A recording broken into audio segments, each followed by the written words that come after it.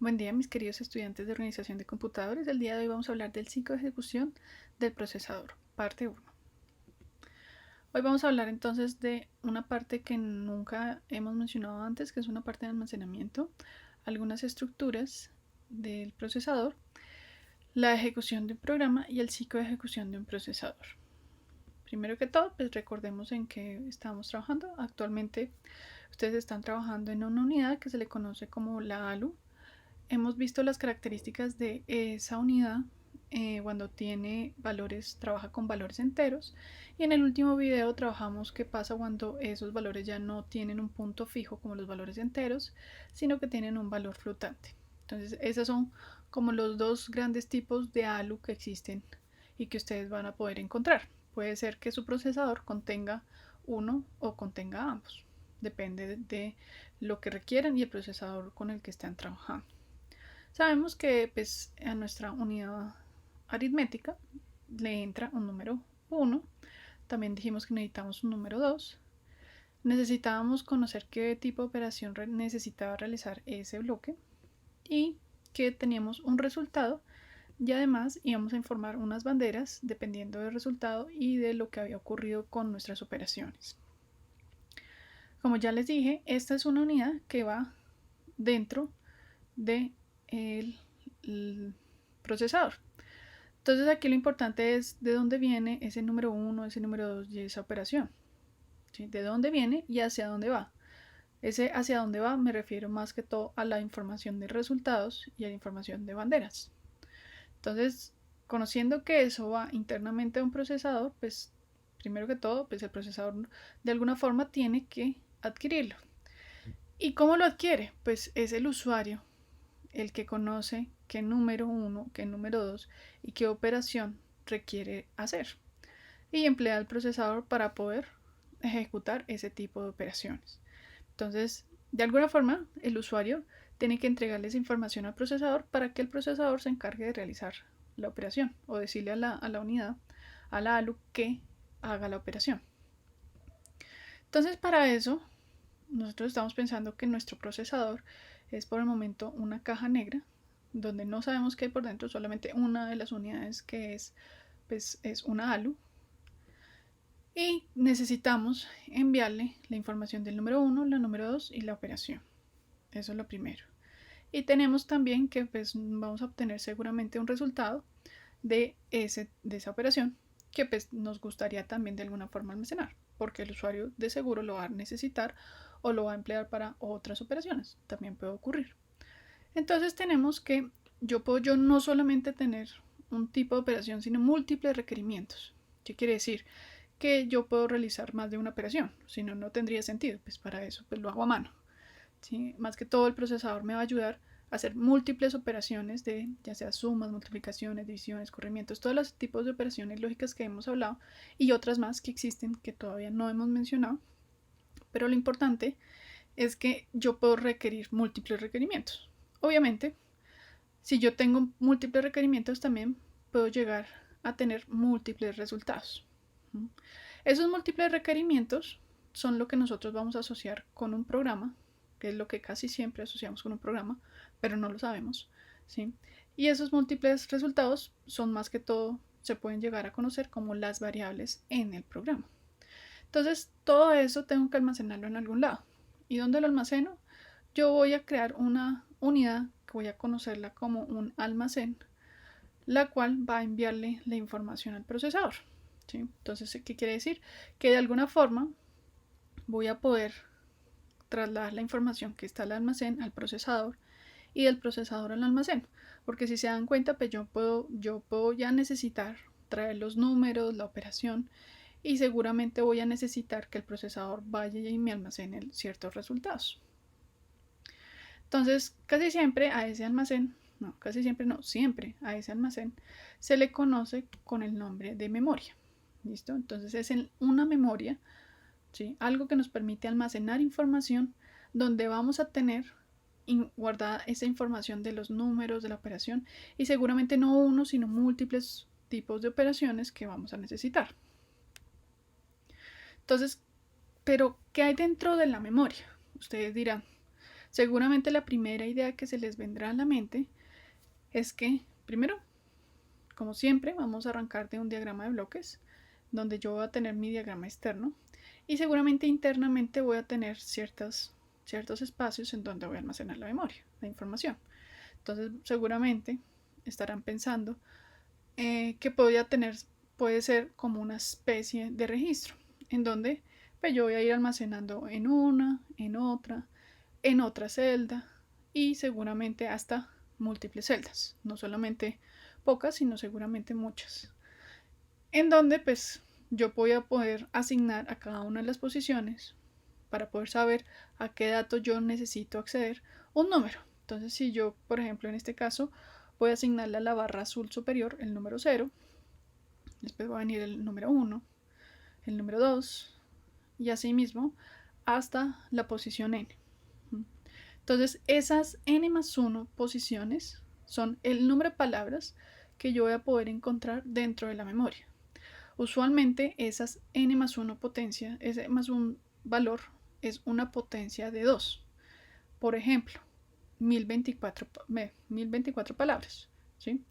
Entonces eso quiere decir que yo voy a poder guardar desde la 0 hasta la 1023, ¿sí? Entonces ese es un ejemplo. Ahora, ¿qué hay en cada una de esas cajas azules? ¿Sí? Que eso es una palabra. En esa palabra, ¿qué se tiene? Entonces, en esa palabra, pues yo también voy a tener la posibilidad de ver seguramente cajitas independientes donde voy a guardar el 1 y el 0. Entonces, ahí tengo una, tengo otra y seguramente va a tener múltiples. ¿Sí? Entonces, en donde yo voy a, en este caso, voy a decir que va desde la 0 hasta la posición número m. De la misma forma, pues esto va a ser un vector, llamémoslo por ejemplo un vector de flip-flops, imagínenselo como flip-flops, después veremos que hay otras tecnologías mucho más eficientes, pero por el momento me interesa es que ustedes sepan de que ahí yo almaceno información y que esa información también pues, suele tener un tamaño de potencia de 2 a la n. ¿Qué quiere decir? Que seguramente estas palabras tienen por ejemplo un tamaño de 4, un tamaño de 8, un tamaño de 16, un tamaño de 32 hasta un tamaño de 64. Por ejemplo, si ustedes se ponen a pensar en los procesadores actuales de sus máquinas, seguramente desde donde me están escuchando, si están en un computador, pues estamos hablando de un procesador que es capaz de leer palabras hasta de 64. ¿Sí? Ese tamaño de 64 es el tamaño de los datos que yo puedo almacenar en memoria. O sea, son esas celdas azules, el tamaño de estas celdas, de la longitud de estas celdas azules. ¿Cuántas palabras puedo almacenar? Entonces algunos me dirán, no, profe, en mi memoria RAM de mi computador me dice, por ejemplo, que tengo 4 gigas. Entonces eso quiere decir que tengo seguramente, esos son 4 millones de posiciones. O sea, desde la 0 hasta la n hay 4 millones de posiciones en donde yo puedo almacenar palabras. ¿Sí ven? Entonces, es a eso lo que se refieren esas medidas de la información de la memoria. Sin embargo, si se dan cuenta, por el momento ya dijimos que tenemos celdas, las cuales vamos a numerar, en donde vamos a contener una información y en este caso, pues esa información va a tener tamaño m más 1. Ahora, ¿qué necesitamos para acceder a esa información? Primero que todo, todas las memorias casi siempre tienen un bus, que es el bus de dirección. O sea, me toca como usuario indicarle cuál es la posición del dato que yo quiero. No, yo quiero la posición que está en la posición número 2. ¿Sí? O no, yo quiero el dato en la posición n-1. Entonces, para eso es necesario decirle. ¿Sí? La memoria no es instantánea. ¿Qué quiere decir? Que si yo le doy una dirección, él no va a decir, sí, aquí está el dato. ¿Sí? Así no son nuestras memorias.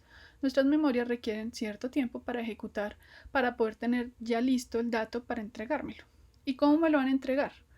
Pero me lo tienen que entregar a través de otro bus. Entonces, primero que todo, nuestro bus de direcciones, si se dan cuenta, dijimos que iba a decirnos estas posiciones, la 0, la 1, la 2, hasta la n.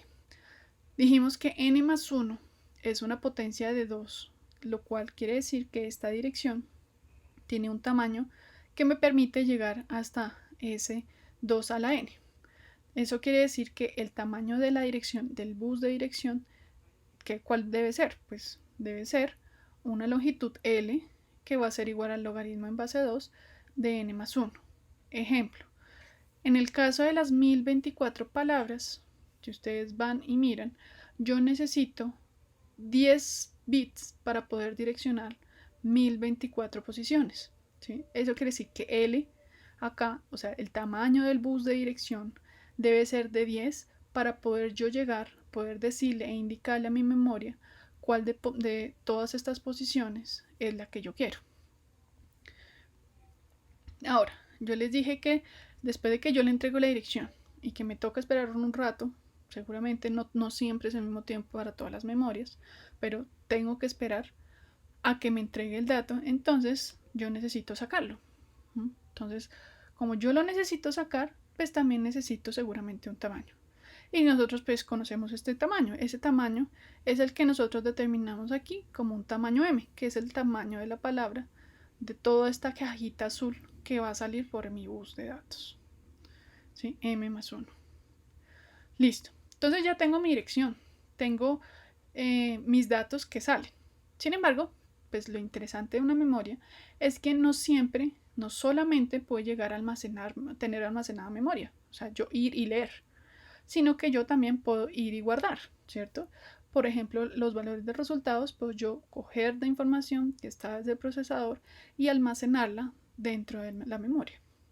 Entonces, para eso, yo puedo tener que ese bus de datos es bidireccional, que puede sacar y meter datos en simultáneo. Hay memorias que tienen datos totalmente independientes, o sea, que tienen buses en donde yo tengo información que sale de la memoria y otro bus que me permite ingresar a la memoria. Sin embargo, pues hay memorias, como les digo, que tienen ese bus de forma bidireccional. Y como lo tienen bidireccional, pues de alguna forma tengo que pues, decirle e indicarle a mi memoria que yo voy a leer o voy a escribir. Entonces, para eso existe también un bus que es un bus de control, en el cual seguramente yo, primero que todo, puedo habilitar la memoria. No necesariamente siempre va a estar leyendo o siempre va a necesitar que esté habilitada. Puedo deshabilitarla en ciertos casos, ¿sí? Porque vamos a darnos cuenta más adelante que yo puedo usar esos buses para otros propósitos. Entonces me gustaría que estuviera deshabilitada para que no estuviera yo dañando los datos o perjudicando o leyendo datos que no son. Entonces, sin embargo, lo que uno puede hacer aquí es tener un bus de control en donde puedo tener un bit que yo le puedo indicar que voy a leer o a escribir un dato. Entonces, leer es el primer caso que estábamos dialogando, que es poner la dirección y tener un bus de datos de la memoria hacia el procesador. Y escribir va a ser poner la dirección. Igualmente tengo que poner la dirección para saber dónde voy a escribir de todas esas celdas. Y los datos van a ir desde el procesador hacia la memoria. Como ya les dije, yo puedo habilitar o deshabilitar porque estos buses tienen una característica en la mayoría de las memorias y es que pueden ser de tipo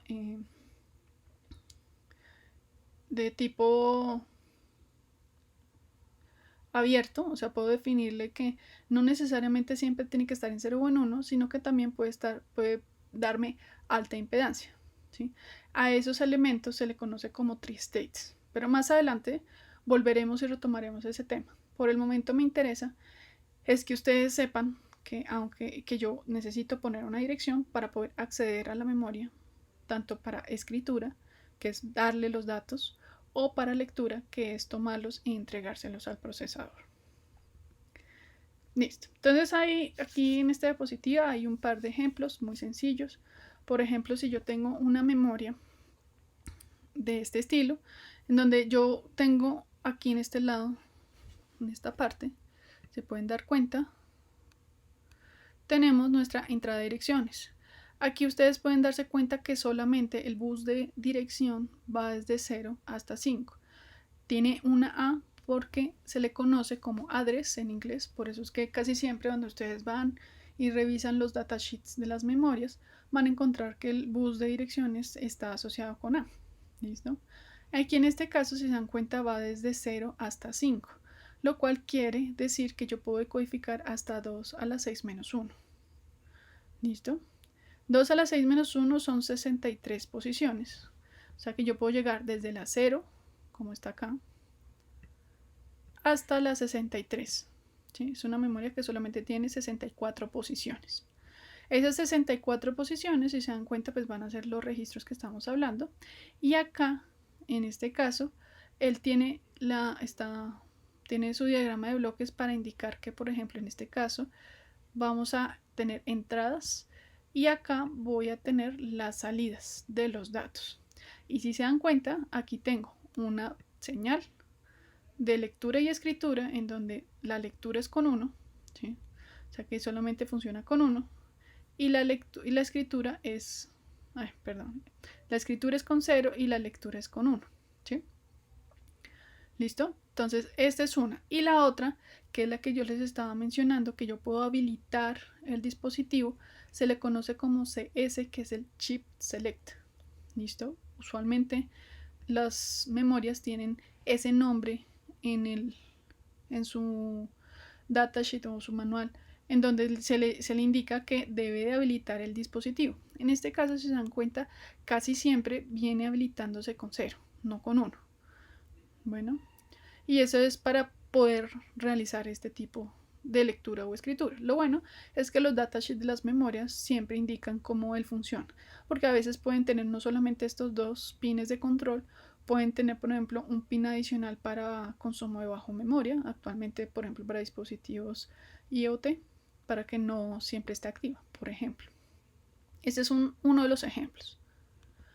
Otro de los ejemplos es esta otra memoria, en donde, si se dan cuenta, pues esta ya es mucho más grande.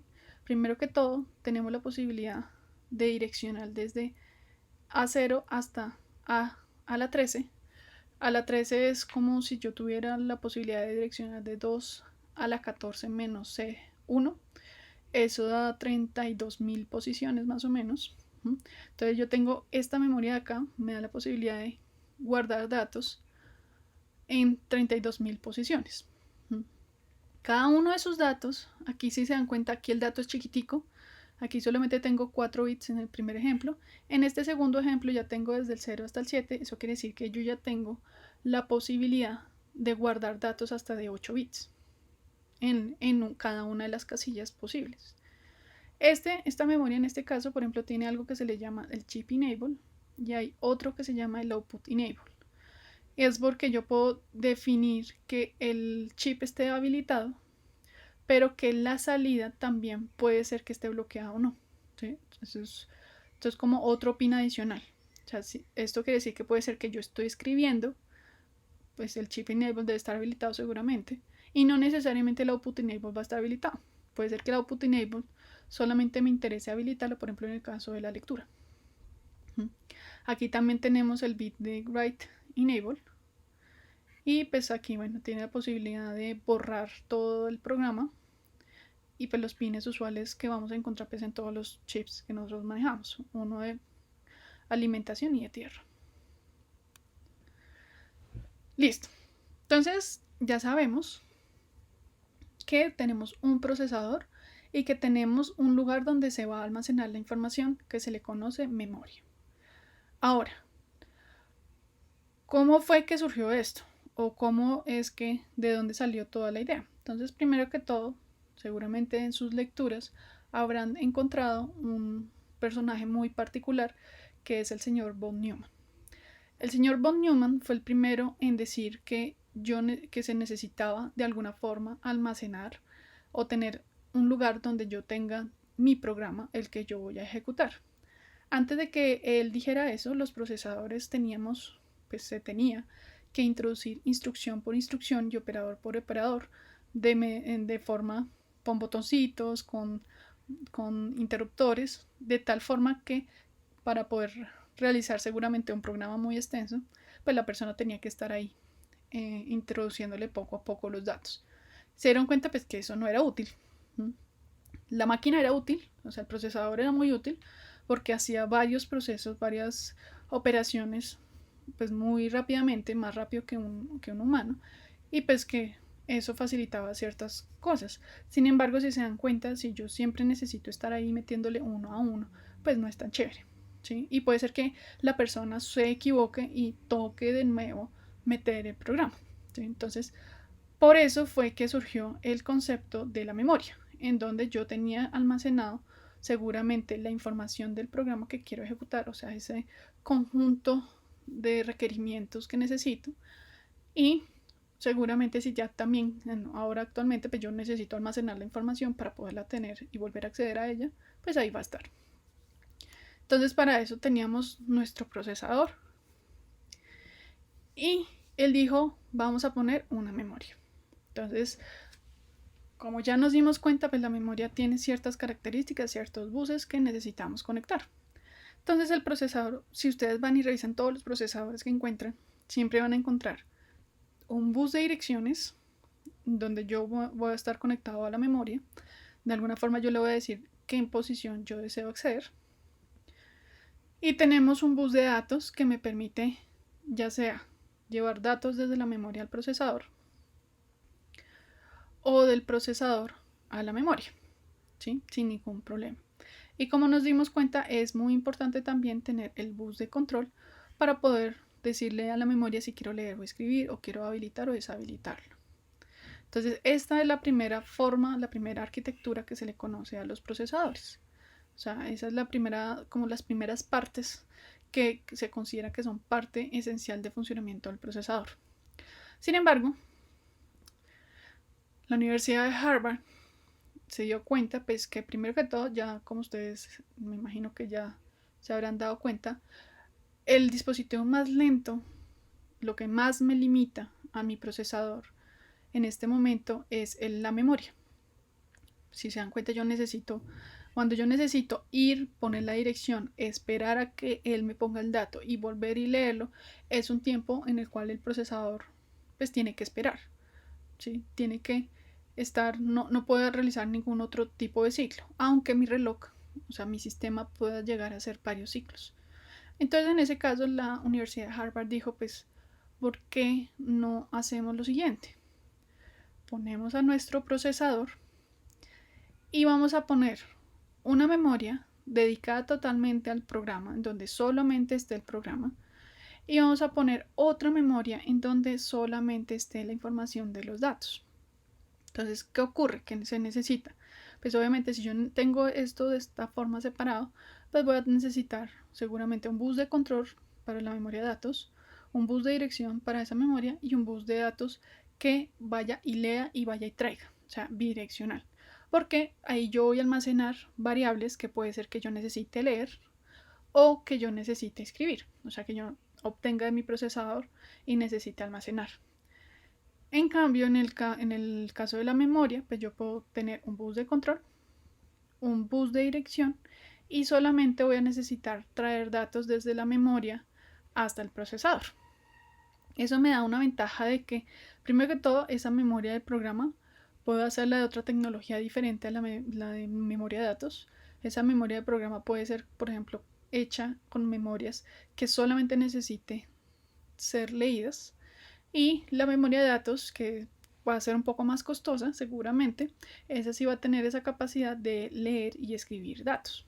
¿Listo? Entonces, ahí, al dividir esas dos, yo puedo estar trayendo información de mi memoria, de lo que quiero hacer, y puedo en simultáneo ir guardando información. ¿Sí?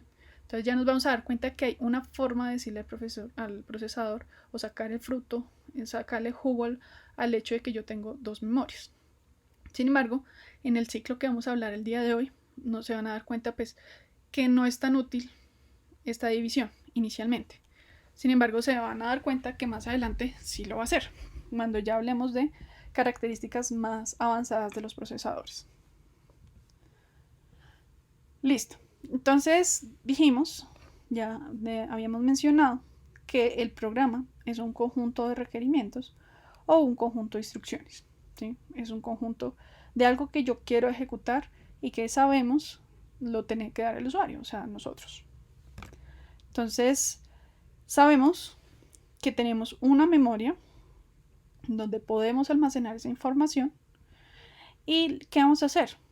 Vamos a poner en celdas, por ejemplo, desde la J hasta la J4, por ejemplo, bueno, J3, va a estar nuestro programa. Va a ser un programa muy chiquitico. Solamente vamos a poner 4 posiciones, vamos a usar 4 posiciones. Y necesitamos que de alguna forma el procesador pues acceda a esa información. Entonces, ¿cómo va a pasar la información de la memoria hasta el procesador? Eso es algo que debemos responder y que vamos a resolver. Entonces, el funcionamiento del procesador en general tiene, primero que todo, va a funcionar por medio de instrucciones. O sea, todo lo que almacenemos en nuestra memoria, esos son instrucciones, que son palabras, que ya dijimos que usualmente tienen un tamaño de 2 a la n. Y tiene que funcionar de forma secuencial. Eso quiere decir que yo donde ponga mi programa, en ese caso, por ejemplo, en la posición que yo bauticé como J, pues seguramente si mi programa tiene, por ejemplo, yo que sé, 10 instrucciones, va a ir desde la J hasta la J más 10, sin ningún problema. Entonces va a ser secuencial porque mi procesador se va a encargar de leer una a una de esas instrucciones en la posición correspondiente de forma secuencial. Si yo arranco en la J, después va a ir a la J más 1, después va a ir a la J más 2, después a la J más 3, y siempre lo hace en ese orden. ¿Sí? Ese es el principio del funcionamiento del procesador, hacer una ejecución de forma secuencial, de forma ordenada. Para eso, él tiene entonces 3 procesos, 3 momentos. El primero, que se le conoce como fetch en inglés, que es un proceso de captación. El segundo se le conoce como un decode, que es el proceso de decodificación. Y el tercero, conocido como el proceso de execute, que es el proceso de ejecución. Después de que yo termino mi proceso de ejecución, vuelvo y retomo mi proceso de captación. Entonces el proceso de captación, ya vamos a hablar en detalle de él, es el que se va a encargar de traer la información desde la memoria. La decodificación es para saber qué es lo que tengo que hacer y mi ejecución es ejecutar lo que deba yo de realizar. Entonces, primero que todo, nuestro ciclo de captación. Entonces, vamos a tener aquí voy a explicar el proceso paso a paso. Primero que todo, pues tenemos nuestro procesador y tenemos nuestra memoria. Ya dijimos que vamos a tener un bus de control en el cual, primero que todo, yo le tengo que habilitar a la memoria y tengo que decirle, en este caso, que estamos al principio de nuestro ciclo de captación, vamos a decirle que vamos a leer. ¿Sí? Vamos a traer el dato que nos interesa. Entonces, voy a decirle también en qué posición necesito. En este caso, pues nuestra primera instrucción está en la posición J, si se acuerdan. Y lo segundo, y después de que yo le envíe la dirección, pues mi memoria va a ir y va a buscar ese dato, que en este caso va a ser el dato verde, y me lo va a enviar por mi bus de datos hacia mi procesador. Entonces, después de que está ahí en el procesador se encargará de realizar los siguientes 2 pasos del ciclo. Cuando ya termine entonces el ciclo de ejecución, vuelvo y de nuevo y voy a traer la siguiente instrucción. Entonces, para la siguiente instrucción, ¿qué hago? Necesito mi dirección siguiente, en este caso la dirección siguiente es J más 1, o sea, el procesador debe enviarle esa información, decirle a través del bus de dirección que necesito el J más 1, o sea que dentro del procesador debe haber algo que sepa llevar la cuenta y sepa en qué dirección voy. Entonces después la memoria, ella mira su dato, en este caso es el dato naranja, y lo envía por el bus de datos. Entonces mi procesador de alguna forma debe de guardar esa información pues, para hacer lo que tenga que realizar. Después de que pasó este segundo ciclo, entonces ya vamos y terminamos nuestro siguiente ciclo de ejecución. Entonces terminó nuestro ciclo de ejecución en el procesador y volvemos a tomar el siguiente dato. Entonces el siguiente dato, pues como mi procesador sabe, va a ser el J más 2. Entonces el J más 2 lo envía por el bus de dirección.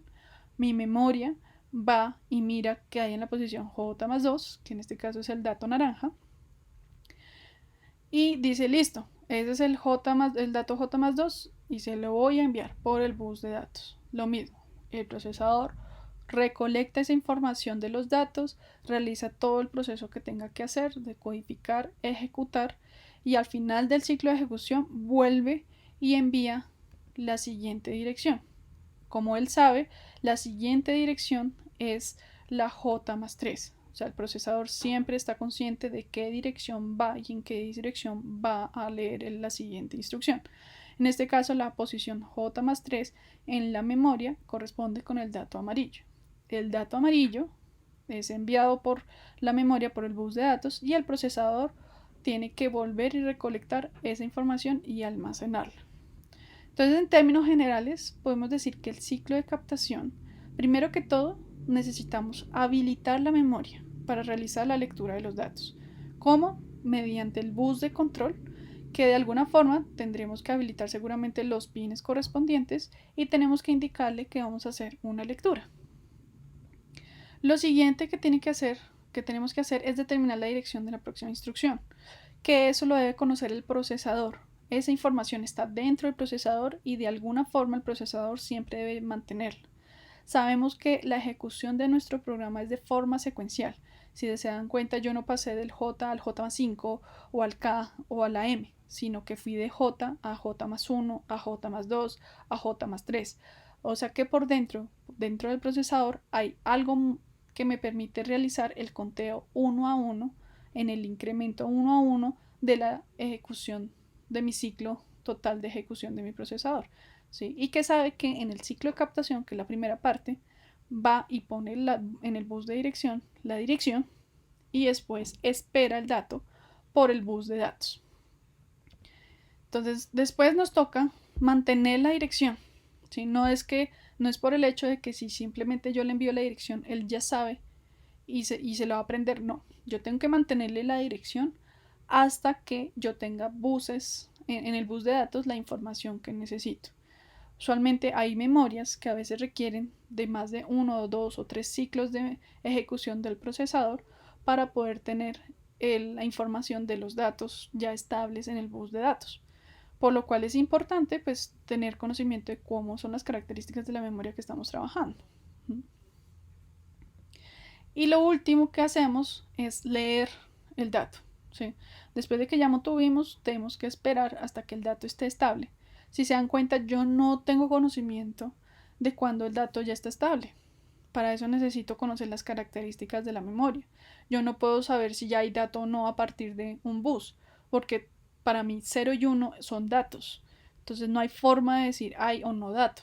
La única forma que yo conozco es seguramente esperar un cierto número de ciclos necesarios especificados por la memoria en donde él me asegura que el dato ya está estable.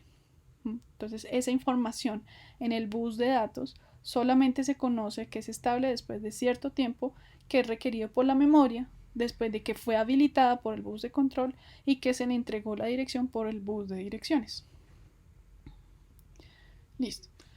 Ahora, el ciclo de decodificación tiene una parte que va a almacenar la información del código de la operación de la instrucción y va a decodificar las operaciones a realizar. Si se dan cuenta, aquí hay algo que no hemos hablado nunca, que es código de operación, no sabemos a qué se refiere. Y lo segundo es que siempre cuando ustedes, por ejemplo, estaban pensando en la ALU, estaban pensando en decodificar una instrucción, una operación. Entonces aquí en este caso tenemos que vamos a decodificar más de una. Puede ser que requiramos más de una operación a realizar. Entonces, ¿a qué se refiere esas más de una operación? Vamos a hablar de eso. Entonces, en este primer video vamos a hablar del formato de instrucción, que eso es lo que nos va a decir qué es eso de código de operación seguramente. Y en el siguiente video vamos a seguir discutiendo lo que es los modos de direccionamiento y los tipos de operación que existen. Ya conocemos unos que son los que nos provee nuestra ALU, pero hay otras operaciones que desconocemos y que necesitamos conocer para poder saber el funcionamiento correcto de un procesador. Entonces eso vamos a arrancarlo en el siguiente video. Por el momento, entonces vamos a hablar del formato de la instrucción. ¿Qué es eso del formato de la instrucción? Sabemos que toda la información que traemos desde la memoria son instrucciones. ¿Sí? Esas cajitas de memoria, de esos espacios azules en la memoria que decidimos traer, o son datos que vienen, que son de un tamaño fijo y que tienen un formato. No necesariamente tienen el mismo siempre. Eso depende mucho del fabricante. Sin embargo, pues vamos a hablar en términos generales de qué elementos pueden traer esos formatos de instrucción. Entonces, primero que todo sabemos que el tamaño está atado y está sujeto al tamaño de la palabra de la memoria. Como les dije, son ese tamaño de memoria lo que nos puede dar una idea de cómo son esos formatos o qué tamaños tienen esos formatos. No necesariamente siempre tienen el mismo tamaño, pueden variar, pueden tener diferentes distribuciones y vamos a hablar un poquito de eso. Entonces, primero que todo, vamos a suponer que el tamaño, en este caso, de mi instrucción, todo el tamaño de mi instrucción, voy a arrancar con un tamaño de 16. Usualmente, los formatos de instrucción tienen una primera parte, que en este caso va a ser la parte naranja, donde yo voy a bautizar con el código de operación. ¿Sí? Ese código de operación, ese es el que me va a decir qué es lo que voy a hacer. ¿Sí? Esa es una de las posibles operaciones, una de las operaciones que necesito hacer. Después viene algo que se le conoce como el modo de direccionamiento, del cual hablaremos más adelante. Sin embargo, pues lo que les puedo adelantar es que el modo de direccionamiento implica ciertas acciones e implica qué información voy a almacenar en estas celdas azules. Eso es lo que implica el modo de direccionamiento. Entonces, en esas celdas azules yo voy a poder guardar un operando. Si se acuerdan cuando sumábamos 5 más 4, pues el 5 es un operando, el 4 es otro operando y la suma seguramente va a ser un código de operación. Entonces aquí voy a poder almacenar el operando, ya sea un número, que es lo que se denomina operando, o una dirección, o sea, puede estar ese valor en memoria. Pero más adelante con los modos de direccionamiento verán cuándo ocurre uno o cuándo ocurre otro. Sin embargo, pues aquí en el formato de instrucción, si nosotros tenemos eso, pues ¿qué tenemos? ¿Qué conocemos? Entonces podemos decir, si este señor, el opcode, está compuesto por 4 bits, eso quiere decir que yo puedo codificar hasta 16 tipos de operaciones. Por ejemplo, en el caso del halo que ustedes están haciendo. Algunos me decían, no, profe, vamos a codificar nuestras entradas. Tenemos 10 posibles operaciones, entonces necesitamos mínimo 4 bits. O sea, por ejemplo, en esta estructura, ustedes me podrían decir, sí, aquí está la suma, la resta, la multiplicación, la rotación. En este caso, en el modo de direccionamiento de 2 bits, pues tenemos que podemos obtener hasta 4 modos de direccionamiento. ¿Sí? Entonces, como les dije, como les indiqué, los modos de direccionamiento es algo que vamos a ver en el siguiente video. Sin embargo, pues yo puedo llegar a tener diferentes modos de direccionamiento. Aquí en este caso puedo tener hasta 4 diferentes modos de direccionamiento. A veces suele ocurrir que yo no necesariamente decreto que hay 2 bits que me pueden decir el modo de direccionamiento. Yo fácilmente puedo decir que en el opcode, por ejemplo aquí en estos 4, ahí hay diferentes modos dentro de la operación, le indico el modo de direccionamiento. Puede llegar a ocurrir, o sea, no es necesario separarlo. Por ejemplo, ahí supongamos que tenemos 3 modos de direccionamiento. Entonces puedo tener suma con modo de direccionamiento 1, suma con modo de direccionamiento 2, suma con modo de direccionamiento 3, resta con modo de direccionamiento 1, resta con modo de direccionamiento 2, resta con modo de direccionamiento 3 y todo puede estar codificado en estos 4 bits en este caso dentro del opcode sin necesidad de tener bits específicos para el modo de direccionamiento. Sin embargo, pues es importante que ustedes sepan que se pueden encontrar con este tipo de formato. ¿Listo? Entonces, uno puede llegar a tener separados o pueden estar dentro de las mismas operaciones. Eso es al gusto totalmente del fabricante. Esto no está sujeto a ningún tipo de reglamentación. Esto es totalmente de fabricante. Entonces, como es totalmente del gusto del diseñador, de quién hace el procesador y para lo que va a hacer el procesador, podrán imaginar que hay diferentes opciones. Entonces, ya vamos a hablar de ellas. Bueno, aquí para terminar, en la parte del operando, si aquí contabilizamos, ustedes tienen la posibilidad de tener que el operando va hasta 10 posiciones. En esos 10 bits, pues yo puedo tener datos desde 512 hasta 1020, hasta menos 512, si estamos trabajando con datos en complemento a 2, como usualmente lo hacen como usualmente trabajan todos los procesadores. También tenemos la posibilidad de tener datos positivos enteros desde 0 a 1023, como ya sabemos, pues lo que hacemos con el complemento 2 es dividir el rango entre positivos y negativos.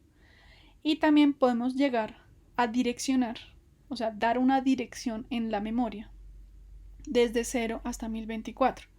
Si se acuerdan, yo puedo traer datos, o sea, traer estas instrucciones desde mi memoria, pero yo también estoy en la capacidad como procesador de almacenar esa información de los resultados y almacenarla en alguna posición de mi memoria.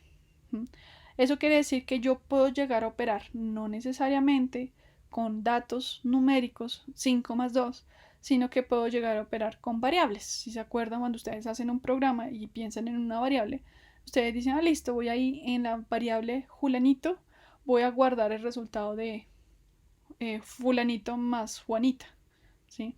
Entonces, esas variables que para ustedes son variables, eso en términos del procesador es una posición en memoria. Hay un dato en una posición de memoria y yo tengo que ir y traerlo.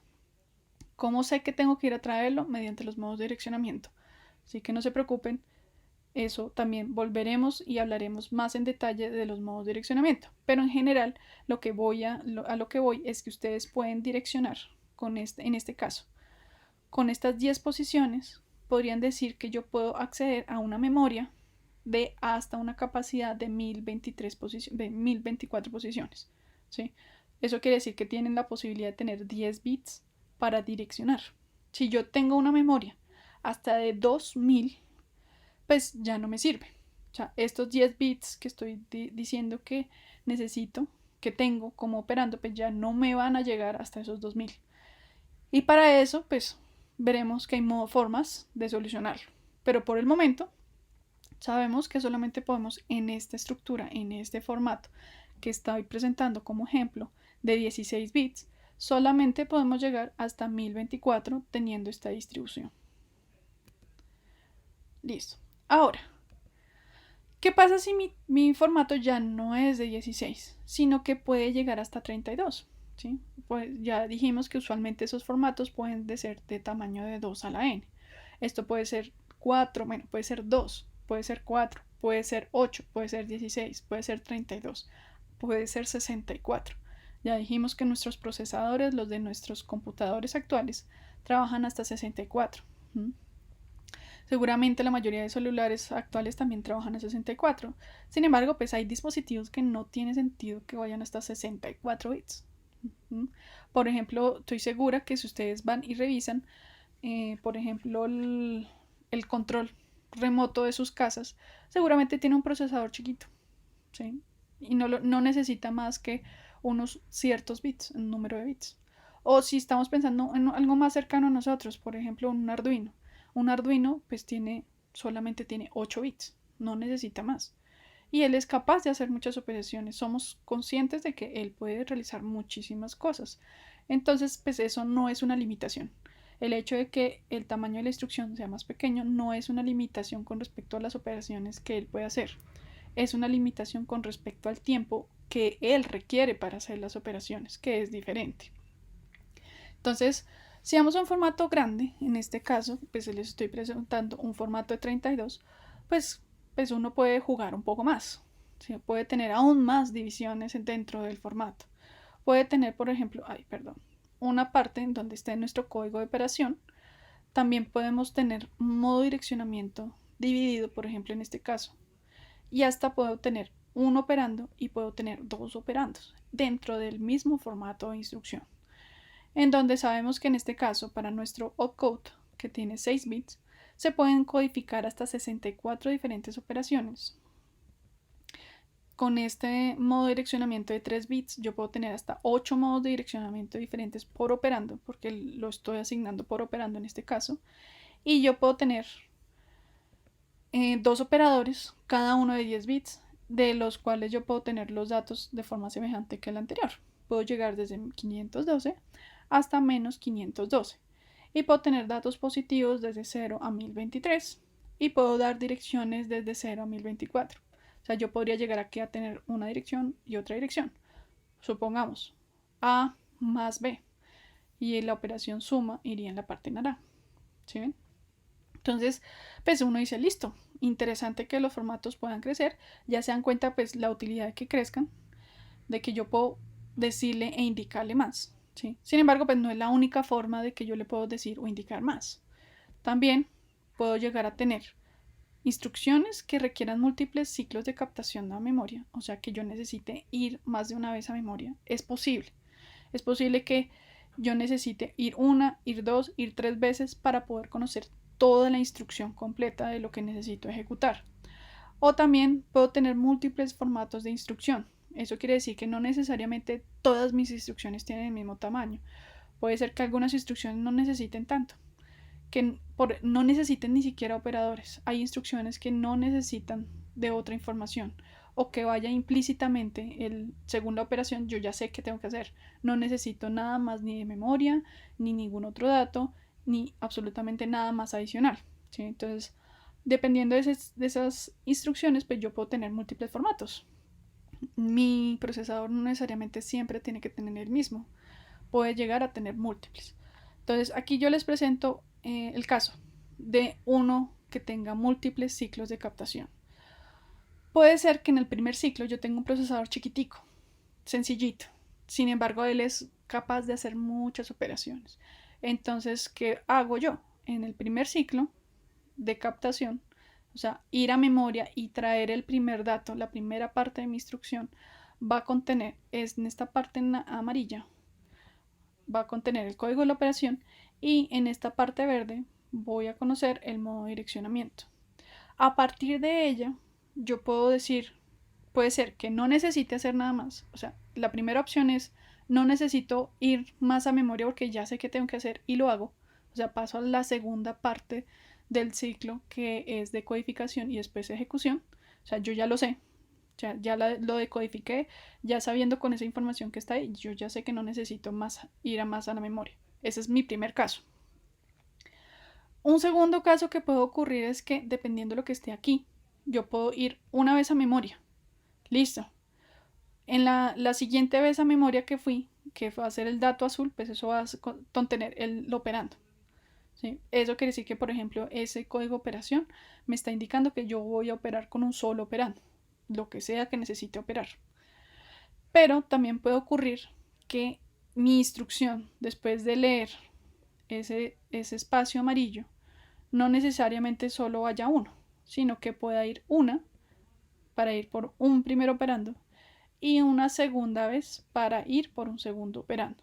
O sea, yo puedo tener que mis instrucciones, además de que tengan múltiples ciclos de captación, o sea que no necesariamente van una vez a memoria, sino que pueden ir una, dos, 3 veces a memoria o 4 veces a memoria, dependiendo del dato.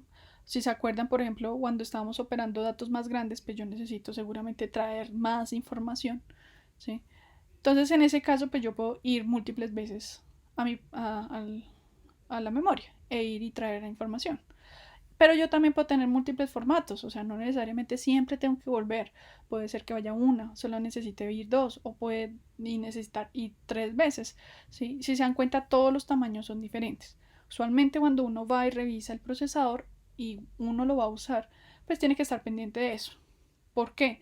Porque dependiendo del número de veces que yo necesite ir y el número de ciclos que mi procesador requiera, pues eso va a hacer que mis procesos sean mucho más lentos de lo que yo necesito que se ejecuten. ¿Sí? Nosotros como electrónicos nos requerimos que el procesador nos dé prácticamente el resultado lo más pronto posible. ¿Sí? Porque nosotros usamos esa información seguramente para más cosas y más procesos más adelante. Y a medida que nos retardemos, puede que eso afecte nuestro resultado. O por ejemplo, lo que les mencionaba la vez pasada, en el caso del muestreo. En el caso del muestreo yo tengo una tasa fija de muestreo. Si yo dentro de esa tasa fija necesito hacer cierto número de operaciones y no alcanzo por el hecho de que mi procesador es muy lento, pues tengo que cambiar de procesador. No hay forma de que mi procesador me dé más. ¿Y cómo hago? Pues seguramente uno de los requerimientos, una de las cosas que puedo sacar provecho es el número de ciclos que necesita para ejecutar cada instrucción. Cuando yo tengo un procesador pues que tiene pocos bits, por ejemplo en este caso, que estamos hablando de un procesador de 8 bits, seguramente requiere más de una vez ir a memoria. Y como ya les mencioné, la memoria es un elemento que nos retarda todo el ciclo de ejecución. Entonces, entre más veces tenga yo que ir a memoria, pues es más tiempo el que yo voy a requerir para ejecutar mi instrucción. Ustedes me dirán, pero profe, entonces ¿por qué no existen simplemente los sistemas con palabras más grandes y que simplemente vayan a memoria? Pues porque pues, eso implica seguramente mayor costo, ¿sí? Y ahí la idea es poder ofrecer el rango a todos los que necesiten. Imagínense que yo siempre necesite un procesador de tipo Intel Core 7, Intel Core 8, bueno, Intel Core i7 para poder realizar cualquier operación. Sí, por ejemplo, necesito un control, necesito un sistema que vaya a el podómetro, que ustedes a veces de pronto alguno que otro tiene un reloj que le cuenta sus pasos. Imagínense que si yo que estoy construyendo el sistema de mi reloj siempre requiero de un procesador de tipo Core i7, imagínense que fuera el super chip metido solamente para contar pasos. Obviamente no, usted me va a decir, profe, eso es demasiado, ¿sí? Por eso existen diferentes gamas, diferentes tamaños de procesadores, diferentes velocidades de ejecución para poder ofrecer eh, múltiples aplicaciones, todas basadas en lo mismo. O sea, por eso es que nosotros estamos viendo cómo funciona un procesador, porque todos ellos funcionan de la misma forma. Y esto debe quedar claro, porque sea uno simplemente de 4 bits o sea uno de 64 bits, les aseguro que en el corazón todos tienen la misma forma de funcionamiento. ¿Listo? Entonces es por eso que es tan importante que sepamos cuántas instrucciones, pues qué tiempo requiere cada instrucción y las instrucciones que nosotros vamos a emplear. A veces hay simplemente procesadores que son dedicados para el tipo de aplicación. O sea, eso sí ya es otro tipo de tecnología, como por ejemplo los conocidos como los DSPs, que son procesadores específicos para el tratamiento de señales digitales. ¿Listo? Pero bueno, volviendo al tema de nuestros formatos, ya vimos que hay diferentes tamaños, dependen, si se dan cuenta, todo esto, estos tamaños están ajustándose también al manejo de las memorias que ellos manejan. En este caso, por ejemplo, en este procesador, en este ejemplo que les estoy mostrando, pues es un procesador solamente de 8, o sea que solamente necesita una memoria que tenga palabras de 8. Yo no puedo tener procesadores que trabajen con 8 y que estén conectados con una memoria más grande. Primero, estoy desperdiciando la memoria porque el procesador no va a ser capaz de ninguna forma de leer lo que hace falta, ¿sí? Entonces, pues hay que tener en cuenta eso cuando seguramente si uno va a estructurar o conectar una memoria a un sistema y es de qué tamaño es la palabra y si estoy sacando todo el fruto de esa memoria. Finalmente, para cerrar este video, vamos a hablar entonces de que no solamente, si se dan cuenta, en los formatos anteriores, siempre estuvimos hablando de que había una parte del operador o un dato que yo venía en la memoria, pero nunca dijimos qué pasa si yo quiero de una vez que yo ya realice mi operación ir a almacenar. Entonces existen formatos de esa forma, en donde yo tengo un área donde va a estar el opcode, donde yo tengo el modo de direccionamiento, ahí en ese caso pues esas dos por ejemplo se suman y está mezclado, donde yo voy a tener la información de un operando 1, puedo llegar a tener la operación del operando 2 y además puedo llegar a tener la información de dónde yo quiero almacenar mi resultado, en donde casi siempre pues seguramente irá a una dirección. Entonces yo también puedo tener este tipo de instrucciones.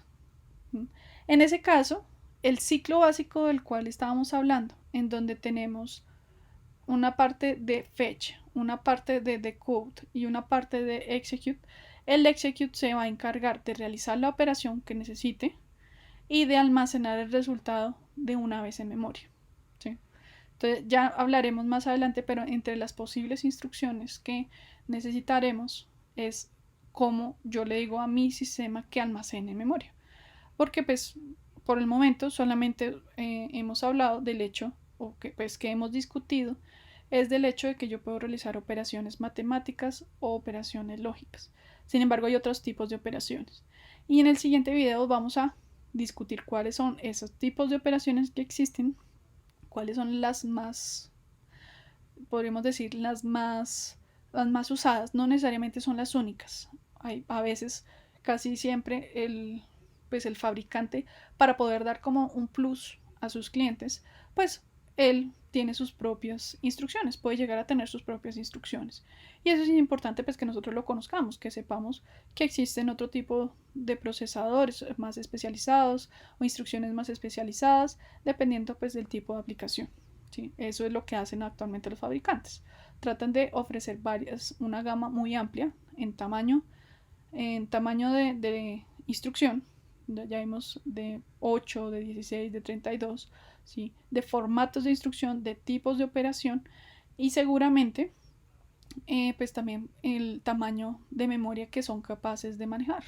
¿Sí? Entonces, todas esas son características que vamos a ir recolectando y que vamos a ir necesitando seguramente para determinar qué tipo de procesador ustedes quieren construir y seguramente qué tipo de procesadores vamos a poder encontrar en la industria. Entonces, por el momento, hasta acá vamos con la parte de formatos de instrucción. En la próxima, como les comenté, entonces seguiremos discutiendo el ciclo de decodificación y mencionaremos el ciclo de ejecución. Muchísimas gracias por la atención prestada y nos vemos en nuestra clase. Hasta luego.